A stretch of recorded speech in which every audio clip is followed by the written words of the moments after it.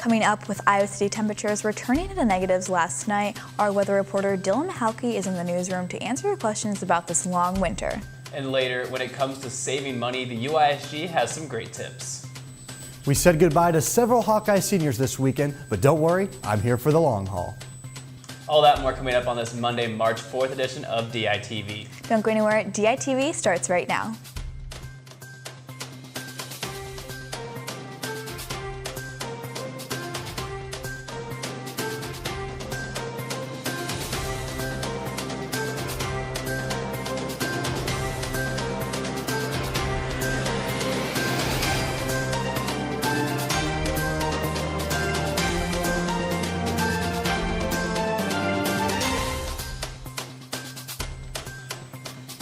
Good morning and thank you for tuning in. I'm Noah Gowdy. And I'm Susanna Kloster. Once again, we are starting off our week with brutal cold and no signs of spring. With temperatures dipping below zero in Iowa City last night, we have our weather reporter Dylan Mahalke in the newsroom to answer some questions. Good morning, Dylan. Good morning, Noah. So Dylan, what's causing these high wind speeds and freezing temperatures this late in the season? Yeah, so the high pressure system circulating up north and around Barrow, Alaska, which is at the northern border, is sending a jet stream of wind down south and through the Midwest, giving us some super high wind speeds and some of the coldest temperatures ever seen in the Midwest. So Dylan, should we expect things to finally warm up after this vortex? Yeah, to some extent. While the true temperatures will get warmer throughout this week, we still have some high wind speeds. And also, we have snow coming, which that will make it feel like much colder. So what steps should students take to prepare for high winds as they head to class this morning? Well, students should definitely try to use the bus, but also make sure to bundle up. Don't leave any exposed skin to this sharp wind that's coming. Wind speeds are getting up to maybe 20 miles per hour today, so make sure you're careful walking from class to class and try to wear a face mask or a hat if possible. But I'll be back later in the show to tell you all about the 5-day extended forecast for the week and beyond. Noah and Susanna, back to you guys. During a presentation on student mental health, the University of Iowa announced they will start suicide prevention training for resident assistants and new students. UI Director of University Counseling Services, Barry Schreier, said students will be required to take online course before their first year begins. He also stated that UI is working to provide training for faculty and staff too. In the 2018 National College Health Report Summary, the UI reported in the last 12 months, 9% of students self-harmed, 13.4% considered suicide, and 4% attempted suicide. The report also states all the statistics on mental health are higher than the statistics from 5 years ago. The University of Iowa student government has introduced a guide that provides tips for being not rich. This handbook, entitled Being Not Rich at U Iowa, is for students who need a little help with their tight budgets. DITV reporter Abby Nopoulos has more on the story. The University of Iowa student government has developed a guide for college-age students to, that's right, not be rich. This handbook, titled Being Not Rich, is an open access document composed of student contributions and currently has 12 chapters of different ways students can save a few dollars. Students from the University of Iowa Student Government's Justice and Equity Committee started the forum after seeing the University of Michigan's Being Not Rich at UM, which inspired them to bring the guide to Iowa as well. When we were working on it, we asked them if we can go ahead and do this, and then at the bottom of their not rich at Michigan, they have all the people working on a template that's similar to theirs. And we took it a different route because we wanted it to be more aesthetically pleasing and easier to follow. The handbook covers topics such as employment, clothing, textbooks, and more. Within each chapter, individual tips are given to save some cash, such as suggesting public transportation in the housing chapter or utilizing thrift stores in the clothing chapter. Chapter 3, which covers food, has information specific to University of Iowa that could really help someone in need. So I think that's what I'm most passionate about, because I want my peers and everybody at this college to make it known that there's a food pantry, there's something for them. Reporting from the Iowa Memorial Union, this is Abby Nopoulos for DITV News. With the long and cold winter taking its toll, Iowa City citizens have spent the last few months walking carefully around the icy city. The UIHC hopes to help elderly during the cold weeks through their program Stepping Up.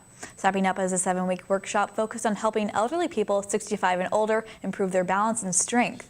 Program instructor Kathleen Lee offers 6 different sessions of the program throughout the year. Stepping Up originated in Australia but has shown great results since being brought to the United States. Lee stated, quote, "It's been shown in multiple randomized controlled studies to reduce falls between 30 and 40%, a significant amount," end quote. The workshop puts focus on interactive learning, featuring lessons from physical therapists, visual therapists, and pharmacists. Stepping Up is available for $30 a session, which covers all the fees throughout the program. And Noah, with all the ice out there, I may need a little bit of help as well. Yeah, same, and you might want to bundle up because this cold does not seem like it's going anywhere. Let's toss it over to Dylan in the weather studio to find out more. Thanks, Noah and Susanna. Yes, the temperatures this morning all across the Midwest are some of the coldest in over 70 years. That's cold. So today, this morning, we have a temperature of 4 degrees, but the 13-mile-per-hour winds, even getting up to 18-mile-per-hour winds throughout today, will make it feel like almost negative 23 below. Now, as we move into tonight's forecast, our skies get clear and we lose some of that wind. So we have a temperature of 6 degrees as we move into tonight. Now, as we look into our rest of our week in the 5-day forecast, as I mentioned today, our winds get up to 16 or 18 miles per hour and our high gets up to 11 real temperature throughout the day. Tomorrow, our wind speeds pick up even more. We have 18-mile-per-hour winds with our high at around 18 degrees and a low of 4 degrees with sunny skies. Wednesday, we have a 40% chance of snow actually in the morning, but that's a really small chance right there. And we have our high of 27 degrees and a low of 9 degrees with partly cloudy skies. Thursday, we also have another chance of snow at around 50% with our high at around 26 degrees and a low of 20 degrees. Finally, our best day actually comes on Friday at the end of our 5-day forecast. To wrap up our weeks, we have partly cloudy skies with no precipitation and very slow winds. We have a high of 37 degrees and a low of 29. Well, we got some winds early in the week, some snow in the middle, but it looks like it gets nice towards the end of the week, so at least we have something to look forward to. Noah and Susanna, back to you guys at the desk. The IES Global Citizen of the Year Award recognizes students who study or intern abroad and make a difference in their international community. Students can be awarded for their philanthropic, academic, or personal efforts abroad. UI graduate Jeremy Marks, along with 2 other students, were all finalists and received cash prizes. Marks said his involvement with UIHC allowed him to find his path in life and eventually led to his IES internship in Cape Town, South Africa. Marks interned with the New Somerset Hospital and created medical equipment loan registry for the staff. UI adjunct instructor Alexander Taylor believes Mark's global experience will take him far in life no matter where he goes after graduation. According to a report on Thursday's Iowa Board of Regents meeting, the University of Iowa graduation and retention rates have decreased slightly in the past year. The UI percentage rate for students who graduate in 4 years dropped from 55 to 53% from 2013 to 2014. For the 2018 academic year, the 4-year graduation rate is 52.9% for students who entered in 2014. UI President Bruce Harold said the UI's graduation and retention rates are above the national average, but administration at the UI isn't satisfied with the current rates compared to those in the peer group. The UI has been focusing on helping students from different populations that are less likely to graduate by figuring out how to create better environments for those students. And now, Susanna, people who are getting ready for graduation were in action in Carver over the weekend. Yeah, we had both men's and women's senior night on Saturday and Sunday in Carver. Yeah, let's toss it over to John in the sports studio to find out more. Yeah, that's right, guys. Iowa took on Rutgers on Saturday for their final home game of the season. I was about as pumped up for this game as the little guy was, and Luca Garza gave him something to cheer for with this early 3 and a mean mug to follow it. However, this little guy was way more impressed with his phone than this game, and I can't really blame him. Rutgers got their revenge against Iowa in this one, and the Scarlet Knights spoiled senior day 86-72. Today was a game that, a couple guys struggled, and, we just got to keep battling through. We got to keep battling through and get these guys prepared and not lose our confidence. We don't want to lose our confidence in who we are. These guys have worked hard to be in this position, and we want to make sure we continue to forge forward because there's still a lot of season left. And the final score wasn't the only thing about that game that made me sad. I teared up a little bit when we had to say goodbye to Nicholas Baer. DITV Sports Director Lucy Rodine has more on the lone senior. The Iowa Nicholas Baer Saturday was the last time that fans in Carver Hawkeye Arena heard Nicholas Baer's name called. But assistant coach Andrew Francis knows him by something other than Nicholas. I joke with him now, that whole bear cage nickname, that I was just messing around with him when I gave him that name. I never thought it would take like it did. So I actually stopped calling him Bear Cage and started calling him the Care Bear because he cares about everybody and everything.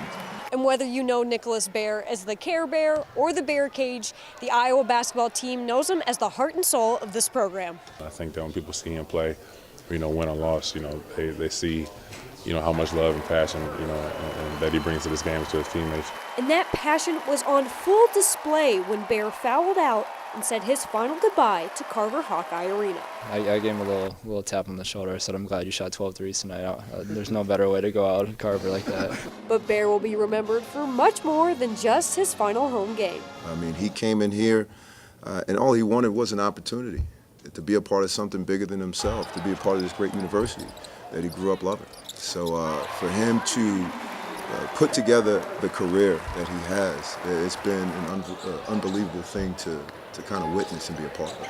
Baer's time in Carver might be over, but his journey as a Hawkeye is far from done. Reporting from Carver Hawkeye Arena, Lucy Rodine, DITV Sports. Although Nicholas Baer was the only senior, he may not have been the only Hawkeye to play his final game in Carver Hawkeye Arena. We have DITV Sports Director Declan Levy standing by in Carver with more. Declan? Yeah, guys, I asked Tyler Cook if this could be his last game in Carver Hawkeye Arena. Here's what he had to say. Will there be a senior day for Tyler Cook?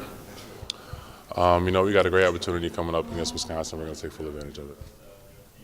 And Cook's response right there leads me to believe that this could have been his last game in Carver Hawkeye Arena. Back to you in the studio. Thanks, Declan. And if I'm Cook, I take the money. But it was a weekend full of goodbyes since it was also women's basketball's senior day against Northwestern. The Hawks came out strong as Megan Gustafson had her way with the Wildcats the entire night. Gustafson scored 34 of Iowa's 74 points. And here, Hannah Stewart was able to feed Gustafson right under the basket for the easy bucket. But this wasn't the only thing that got fans onto their feet. Tanaya Davis found Stewart with the wide-open mid-range jumper to further Iowa's lead. The Hawkeyes were able to come out on top, 74-50. I honestly believe we wear people down. Like, sooner or later, we will wear them down. We will get to the free throw line eventually. And so I think that's, basically what happened is we were able to pick it apart a little bit better. To go undefeated on your home court during this Big Ten season and non-conference season, I think that's an amazing accomplishment. Certainly we would have loved to win the Big Ten, but to finish outright second in this tough of a conference is another good accomplishment. And these three seniors, they deserve to have that kind of send-off. Now, Bluder's Bunch wasn't the only team celebrating this weekend as Iowa baseball got a big series win over number 19 Oklahoma State. Iowa fell in the first game of this doubleheader 5-4, but bounced back to take the second game, and then on Saturday won the series, clinching the game 3-2 over the Cowboys, taking the series 2-1. And that seems like a pretty good note to end the sportscast on, so Noah and Susanna, back to you.